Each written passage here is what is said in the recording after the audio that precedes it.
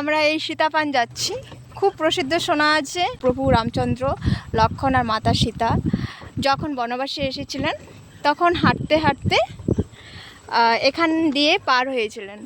তো সেই সময় মা সীতার পদচিহ্ন এখানে আছে। ডান দিকের রাস্তাটা দিয়ে হবে রে। তো সেই ওটা আমরা শুনে এসেছি বড়দের, আমাদের যা আমাদের দাদু দিদাদের কাছ থেকে। তো সেটাই আমরা দেখার জন্য যাচ্ছি। এই তো এটা আমরা পেয়ে গেছি। আমরা সামনে কিছু মানুষকে জিজ্ঞেস করলাম যে সীতাপাঞ্চ কোথায়, তো ওরা বলে দিল যে এখানে। এটা ঠিক আমাদের কংসাবতী নদীর মাঝখানে আছে। তো চলুন আমরা দেখি সবাই। এখানে হচ্ছে আপনাদের ওই সীতাপাঞ্চটা, ঠিক আছে। এ দেখুন আমার দিদি যাচ্ছে সামনে সামনে।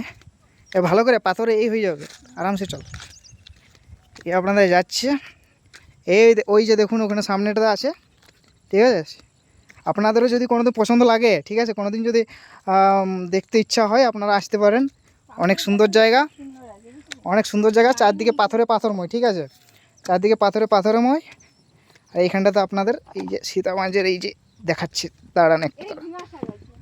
আই ঘিমাশা কী করবি, না না, চারদিকে পাথরে আছে, ঠিক আছে। মাছটাতে এই দেখুন এইখানটাতে হচ্ছে সীতাপাঞ্চটা। এইটা হচ্ছে আপনাদের এই আমাদের কাঁসাই নদী। সেই কাঁসাই নদীর বুকেই মানে এটা বানানো হয়েছে। সেই সময়ে পৌরাণিক সময়কাল থেকে এখানে মানে আছে এখনও অবধি, ঠিক আছে। এটাকে আমরা সীতাপাঞ্চ বলি। জায়গাটা অনেক সুন্দর, পরিবেশটা দেখুন চারদিকে, ঠিক আছে। চারদিকে ঘন সবুজে চারদিকে ভরা আছে। ওই দেখুন ওই ব্রিজটা থেকে প্রথমত আমরা যখন এসেছিলাম, ঠিক আছে, ব্রিজটা থেকে একটু দূরে আসতে হবে আর কি, নদীর ভিতরে মানে নদীর সীমানা বরাবর হাঁটতে হবে।